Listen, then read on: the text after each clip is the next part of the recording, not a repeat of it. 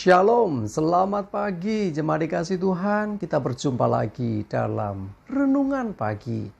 Mari pagi hari ini saya mengajak kita semua untuk kembali merenungkan firman Tuhan. Supaya dengan kebenaran firman Tuhan, hidup kita terus dibangun, iman kita, pengharapan kita diteguhkan dan dikuatkan. Karena kita percaya bahwa firman Tuhan inilah kebenaran yang memerdekakan kita, yang menjadi penolong bagi hidup kita. Firman Tuhan inilah pedoman bagi hidup kita. Bahkan firman Tuhan inilah yang menuntun kita dan akan menerangi akan setiap langkah hidup kita. Sebelum merenungkan firman Tuhan, mari kita berdoa supaya Tuhan yang mengurapi kita, Tuhan yang menyingkapkan dan menyatakan kebenaran firman-Nya. Sehingga kita bisa menangkap maksud Tuhan, menangkap pesan Tuhan, mengerti akan kehendak-Nya, dan juga melakukan kebenaran firman-Nya. Mari kita berdoa. Bapa di surga, kami datang ke hadirat-Mu pagi ini dengan menaikkan segala puji syukur atas penyertaan-Mu, atas pertolongan-Mu, atas pemeliharaan-Mu, atas kasih setia-Mu dalam hidup kami. Terima kasih Tuhan. Pagi ini kami mau merenungkan firman-Mu. Mari Tuhan, Engkau yang menyingkapkan dan menyatakan kebenaran ini atas setiap kami. Roh Kudus, urapilah kami ya Tuhan. Buat kami bisa menangkap rema yang dari Tuhan. Menangkap akan pesan Tuhan bagi hidup kami. Dan kami pun mengerti kehendak-Mu serta melakukan kebenaran firman-Mu dalam hidup kami. Terima kasih ya Tuhan. Di dalam nama Tuhan Yesus kami bersyukur dan berdoa. Amin. Mari jemaat dikasih Tuhan, kita akan buka Alkitab kita. Renungan pagi hari ini sambilkan dari Lukas 18 ayat 13 dan 14. Saya bacakan.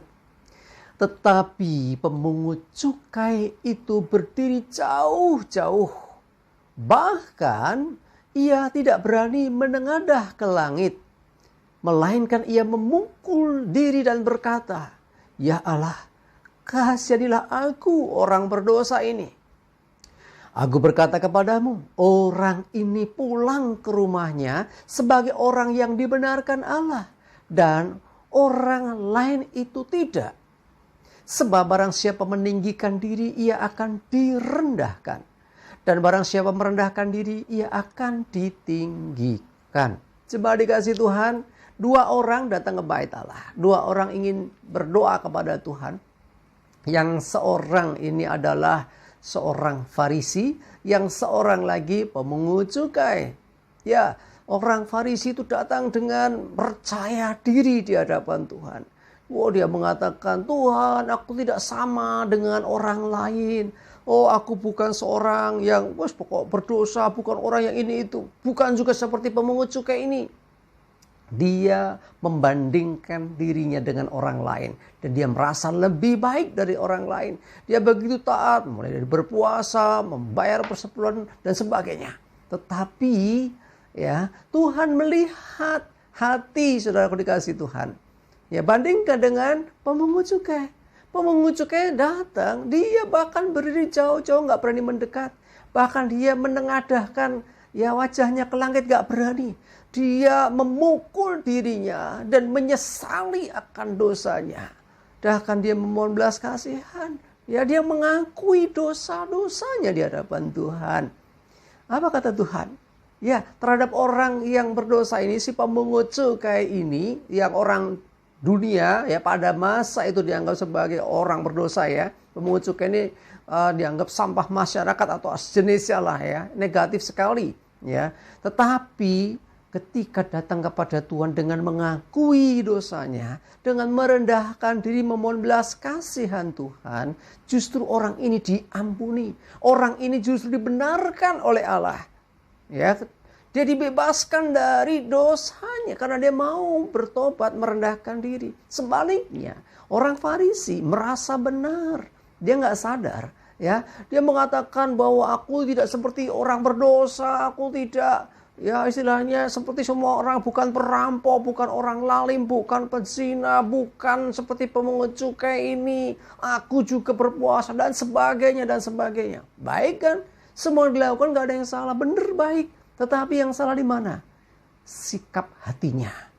Ya ini, sikap hatinya inilah yang dikritik tanda kutip oleh Tuhan ya istilahnya. Yang dikatakan bahwa justru Tuhan membenarkan orang pemungut cukai ini karena sikap hatinya yang merendahkan diri. Sebaliknya orang Farisi ini tidak dibenarkan sikapnya. Bukan semua yang dilakukan. Ya baik toh, bukan berzina, bukan perampok, ya bukan bukan pembunuh dan sebagainya. Itu bagus. Ya memang seharusnya orang tidak seperti itu ya, bukan orang-orang jahat seperti itu. Tetapi sikap hatinya, ada kesombongan, ada tinggi hati di sana, bahkan dirinya membandingkan dengan orang lain dan merasa lebih baik. Jemaat dikasih Tuhan, dengar baik. Sikap hati kita ini dilihat Tuhan. Bukan hanya sekedar aktivitas kita. Oh mungkin kita bukan orang yang berdosa tanda kutip ya. Kita bukan orang jahat. Kita orang yang taat beribadah mungkin. Kita taat melayani Tuhan mungkin ya. Tetapi bagaimana sikap hati kita? Maukah kita merendahkan diri di hadapan Tuhan? Dan bukan sebaliknya merasa diri suci, merasa paling benar dibanding orang lain.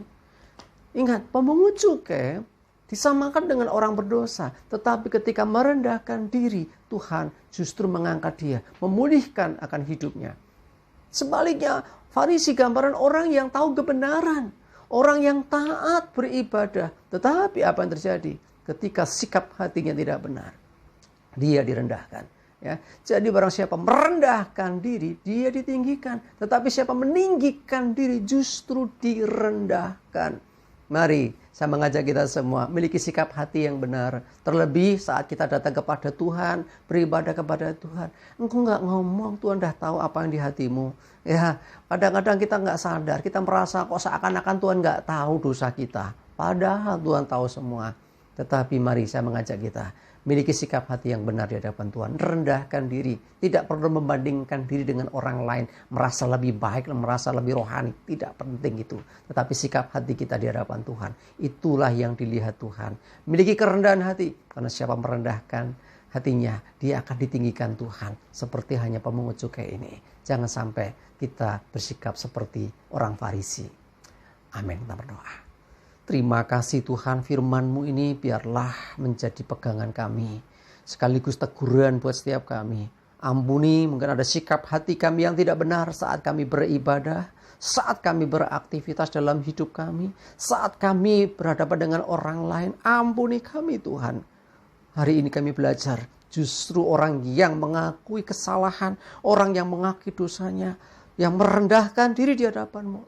Justru Engkau membenarkan orang itu dan Engkau meninggikannya. Terima kasih Tuhan. Berdoa mohon tuntunan Tuhan. Juga hari ini tentunya ibadah kami dalam berkat pertolongan penyertaan-Mu. Dan dijauhkan kami celaka mara bahaya, damai sejahtera, sukacita, kesehatan, kekuatan dan berkat-Mu menyertai. Dalam nama Tuhan Yesus kami bersyukur dan berdoa. Amin. Mari jemaat dikasih Tuhan, tetap semangat dan maju terus dalam iman dan pengharapan. Saya mengingatkan jangan lupa beribadah. Ya, hari Minggu ya, utamakan Tuhan. Dan Tuhan Yesus memberkati. Amin.